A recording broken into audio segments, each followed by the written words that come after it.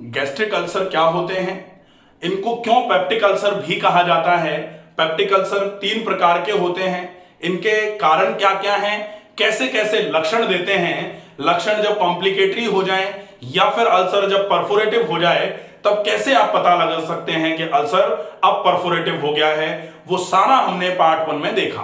अब पार्ट 2 में हम देखेंगे treatment of ulcer, gastric ulcer का किस तरीके से ट्रीटमेंट किया जाता है। आप अगर वीडियो पहली बार देख रहे हैं तो प्लीज इस चैनल को सब्सक्राइब जरूर कर लें, वीडियो में अंत तक बने रहें ताकि गैस्ट्रिक अल्सर को आप किस तरीके से पूरा ठीक कर सकते हैं या आप पूरा अच्छे तरीके से समझ पाएं, क्या होता है, कारण क्या है, इसके लिए आप पार्ट 1 देख सकते हैं। तो अब हम देखेंगे मैनेजमेंट ट्रीटमेंट ऑफ अल्सर्स। सबसे पहला, अगर मान लो अल्सर ज्यादा है और उसमें अल्सरेटिव चेंजेस जो आए हैं उसकी वजह से वहां इंफेक्शन हो रहा है, जैसे अगर मान लो ये लेयर है, 4 लेयर्स में से अंदर वाली म्यूकोसल लेयर, और यहां पर चेंजेस आ रहे हैं, पहले इंफ्लेमेटरी चेंजेस आए और अब इंफेक्शन हो गया। अब मान लो कोई बैक्टीरियल इंफेक्शन हुआ और बैक्टीरियल इंफेक्शन में एच पाइलोरी का ही इंफेक्शन अगर हुआ है तो उस इंफेक्शन को खत्म करने के लिए आपको सबसे पहला मैनेजमेंट जो है, क्विक जल्दी जल्दी कर देते हैं क्योंकि इससे अपने को बहुत ज्यादा लेना देना नहीं है। इसके लिए आप कहीं भी जो गैस्ट्रोएंटरोलॉजिस्ट होते हैं उनसे मिलेंगे, वो आपको ये वाली पूरा का पूरा प्रेस्क्रिप्शन दे सकते हैं। मैं आपको ये क्यों दिया जाता है और इसका काम क्या है ये एक बार बता देता हूं। तो सबसे पहले एंटीबायोटिक्स। एंटीबायोटिक्स में आप सामान्य तौर पर क्लेरिथ्रोमाइसिन या एजिथ्रोमाइसिन देते हैं इसमें, या फिर मेट्रोनिडाजोल दिया जाता है। अब इसके बाद हम देखेंगे दूसरा, एंटीबायोटिक क्यों दिया जा रहा है, क्योंकि इसको तो मारना ही पड़ेगा ना भाई, जो बैक्टीरियल ग्रोथ हो रही है, जो इन्फेक्शन हो रहा है, तो इन्फेक्शन को तो खत्म करना ही पड़ेगा और इन्फेक्शन को खत्म करने के लिए आपको एंटीबायोटिक की आवश्यकता होती है। कई लोग कहते हैं कि आप नेचुरोपैथी के हैं, फिर आप नेचुरोपैथी में कुछ बताएं, तो डेफिनेटली नेचुरोपैथी में हम तो बहुत कुछ बता सकते हैं, लेकिन वो थोड़ा ज्यादा टाइम टेकिंग है, और ज्यादा टाइम टेकिंग और प्रॉपर तरीके से अगर फॉलो अप आप कर सकते हैं तो निश्चित ही हम कहते हैं healing comes from with in not from outside.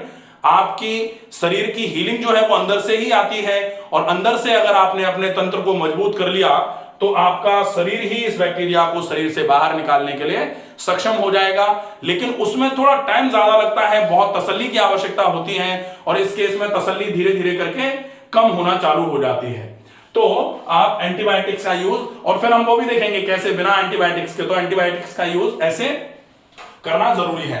दूसरा होता है साइटोप्रोटेक्टिव ड्रग्स। तो साइटोप्रोटेक्टिव ड्रग्स जो होते हैं ये वो दवाइयां होती हैं जो आपके जो कोरोजन हो रहा है, जो एसिड रिलीज हो रहा है, उस कोरोजन से बचाने के लिए पूरे के पूरे डाइजेस्टिव ट्रैक्ट की लाइनिंग पर ये साइटोप्रोटेक्टिव दवाइयां, लाइनिंग को बचाने के लिए, कोरोजन से बचाने के लिए ये दवाइयां काम में आती हैं, तो इनको बोला जाता है साइटोप्रोटेक्टिव ड्रग्स। इनकी भी जरूरत आपको पड़ती है, तो ये लिया जाता है। तीसरे नंबर पर आप इसी केस में लेते हैं histamine receptor blocker. Histamine receptor blocker जब आप लेते हैं वो क्या करता है, वो बेसिकली आपके स्टमक एसिड जो होते हैं उनको रिड्यूस करने का काम करता है।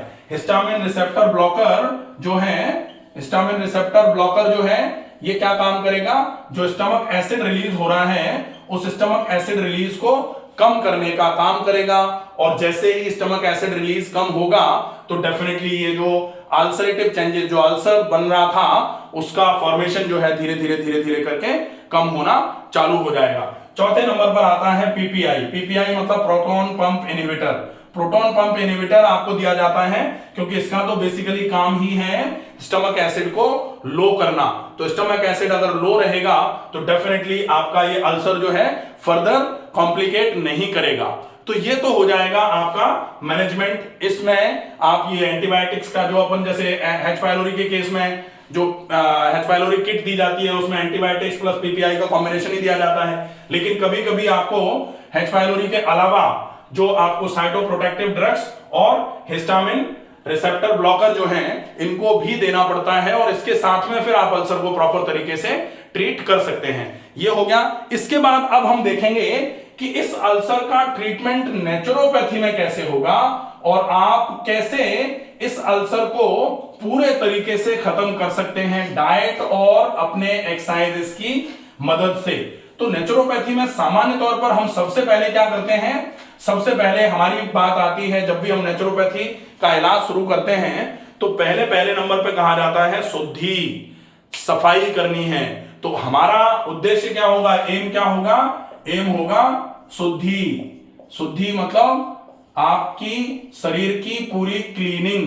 क्लीनिंग का मतलब होगा जो भी डाइजेस्टिव ट्रैक्ट में यहां से लेकर के यहां तक भरा हुआ है उसको एक बार के लिए आप बिना ज्यादा आप खाली छोड़े, ऐसा नहीं कि उपवास करा के क्लीनिंग करा दो। अल्सर के केस में उपवास कराए हालत खराब हो जानी है।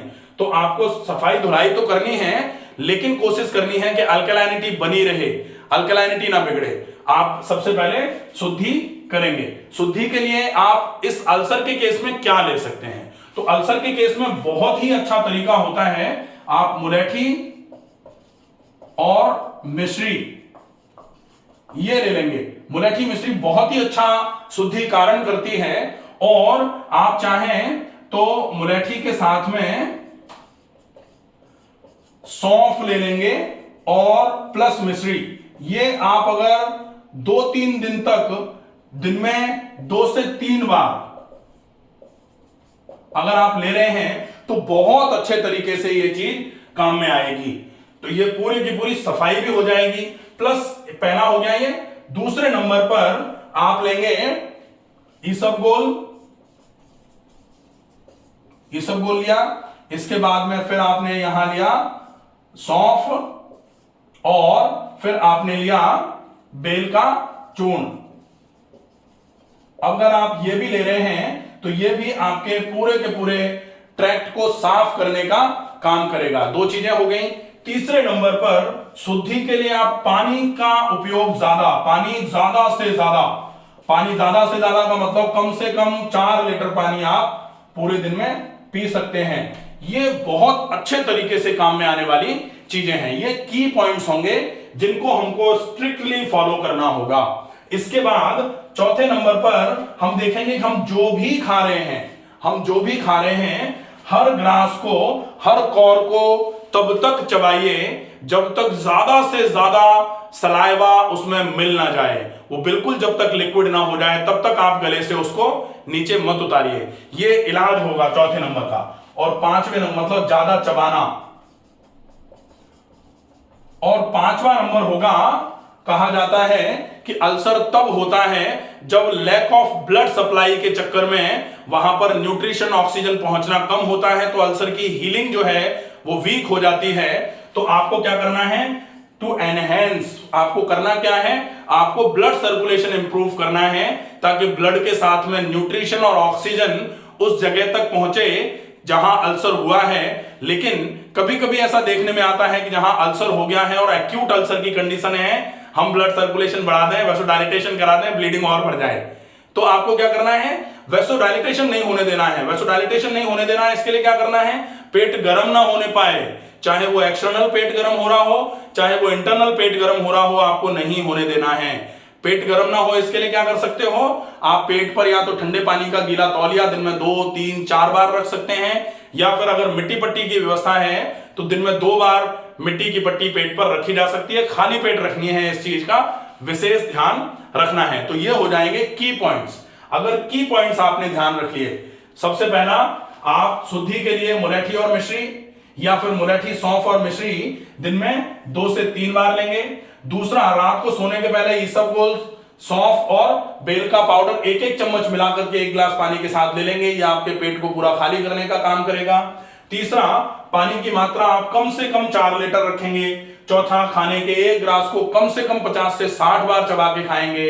और how to eat, correct way of eating food by doctor Ramakant Sharma, पूरा वीडियो है, आप इसको देख सकते हैं, अच्छे तरीके से देखें। और उसके बाद होता है आप कैसे भी करके ज्यादा से ज्यादा मात्रा में पेट को ठंडा करने का काम करिए, और फिर उसके बाद ब्लड सर्कुलेशन बढ़ा लीजिए। ब्लड सर्कुलेशन अगर आपने बढ़ा लिया तो डेफिनेटली वो अल्सर जो है उसके हील होने के चांसेस बहुत अच्छे हो जाते हैं। तो इन चीजों पर तो विशेष फॉलोअप रखना है। इसके साथ में आप जो डाइट है, डाइट आप जैसे ये तो है आपकी बेसिक, इसके अलावा आपको न्यूट्रिशियस डाइट लेनी है। तो न्यूट्रिशियस डाइट में आप मिर्च मसाले बिल्कुल बंद कर दीजिए। कोशिश करिए कि आप ज्यादा से ज्यादा मात्रा में कुछ ऐसा खाना खाएं जो बहुत जल्दी पच जाता है और जो थोड़ी कम मात्रा में एक बार में खाएं। आप बार बार खा सकते हैं, दिन में 4 से 5 बार खा लो, लेकिन एक बार यहां तक नहीं खाना है। और बिल्कुल भी कहा जाता है ना कि अगर कहीं घाव है तो आप नमक नहीं छिड़क सकते, मिर्च छिड़कने की तो बात ही अलग है। तो मिर्च मसाले तो आप जितने कम हो सके कम कर दीजिए। नमक भी, सेंधा नमक, वो भी कम मात्रा में उपयोग में लीजिए।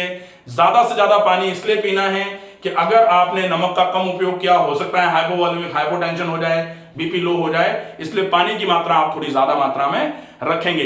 पेट को ठंडा करने के लिए अल्सर जैसे केस में आप नारियल पानी को बिल्कुल ठंडा करके पी सकते हो।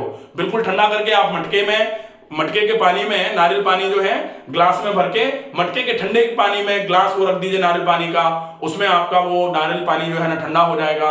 या फिर आइस कोल्ड वाटर लीजिए, एक बाउल में, एक कटोरे में, और उसमें कांच के बर्तन में आप नारियल का पानी भर करके, वो पूरा कांच का बर्तन, कांच का ग्लास जो है वो आप उस ठंडे पानी के बाउल में रख दीजिए।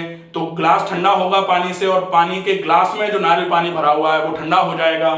जैसे ये बाउल है, इस बाउल में आपने ठंडा पानी भर लिया और इस ठंडे पानी में आपने ये ग्लास रखा हुआ है, इसमें भरा हुआ है नारियल पानी। तो इसकी ठंडक जो है ग्लास को ठंडा करेगी और ग्लास की ठंडक इस नारियल पानी को ठंडा करेगी। अब आप कह सकते हैं इतना क्यों करने की जरूरत है, हम तो नारियल पानी को डायरेक्ट फ्रिज में रख के पी लेंगे। तो डायरेक्ट फ्रिज में रख के पीना और इस तरीके से ठंडा करके पीना थोड़ा अंतर पड़ेगा। आप अगर इस तरीके से ठंडा करके पिएंगे डेफिनेटली बहुत अच्छा आराम मिलेगा। और अगर आप इतना नहीं करना चाह रहे हैं तो आप चलो ठीक है, आप फ्रिज में रख के पी लें। हम जनरली उसको प्रमोट नहीं करते हैं, तो ये ध्यान में रखने की बात हो जाएगी। अब आती है बात कि ब्लड सर्कुलेशन बढ़ाना है, तो ब्लड सर्कुलेशन के लिए आप एक्सरसाइजेस करेंगे कि ब्रीदिंग एक्सरसाइजेस करेंगे। तो एक्सरसाइजेस में टहलना बहुत उपयोगी है। टहलना उतना ज्यादा जरूरी है जितने में आपके जो आते हैं उनके चारों तरफ खून की सप्लाई बढ़ जाए। तो कम से कम 50 मिनट में कम से कम 4 किलोमीटर टहलने की प्रैक्टिस बनाना चालू कर दीजिए। और जब टहलना पूरा हो जाए उसके बाद में फिर आप अनुलोम विलोम प्राणायाम और डीप ब्रीदिंग ये जरूर कर लीजिए, बहुत इफेक्टिव प्रोसेस होगा आप अगर इसको अच्छे तरीके से करते हैं। साथ में कुछ कूलिंग नेचर के प्राणायाम होते हैं जो आपके पेट को, पूरे शरीर को ठंडा करने का काम करते हैं, तो वो गर्मी को बैलेंस करने का काम भी करेंगे। और वो कौन से हैं? चंद्र अनुलोम विलोम, चंद्र भेदी, शीतली, शीतकारी। और अगर आपको कभी कभी ऐसा लगता है कि इस समस्या की वजह से मन थोड़ा खराब रहने लग गया है, थोड़ा डिप्रेसिव फीलिंग आ रही है, तो आप भ्रामरी का अभ्यास भी कर सकते हैं। बहुत अच्छे तरीके से वो चीज काम में आएगी।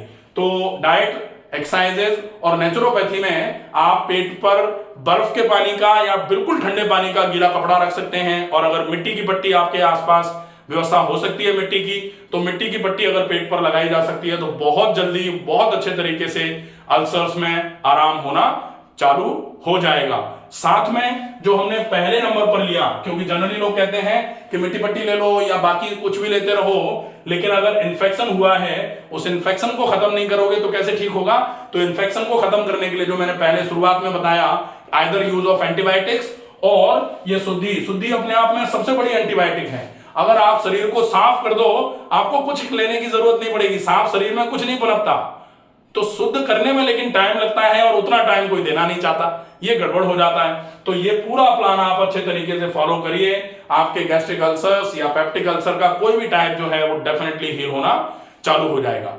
वीडियो को ज्यादा से ज्यादा लोगों तक पहुंचाएं ताकि ये गैस्ट्रिक अल्सर या पेप्टिक अल्सर से रिलेटेड जो भी क्वेरीज हैं वो पूरी हो जाए। मुझे लगता है लगभग जो भी प्रश्न होंगे वो पूरे कवर हुए ही होंगे। फिर भी अगर किसी का इस प्रॉब्लम को लेकर के कोई प्रश्न रह जाता है तो प्लीज आप कमेंट बॉक्स में लिख करके बताइए, आपके प्रश्न का उत्तर भी दिया जाएगा। स्वस्थ रहिए, सुरक्षित रहिए, धन्यवाद।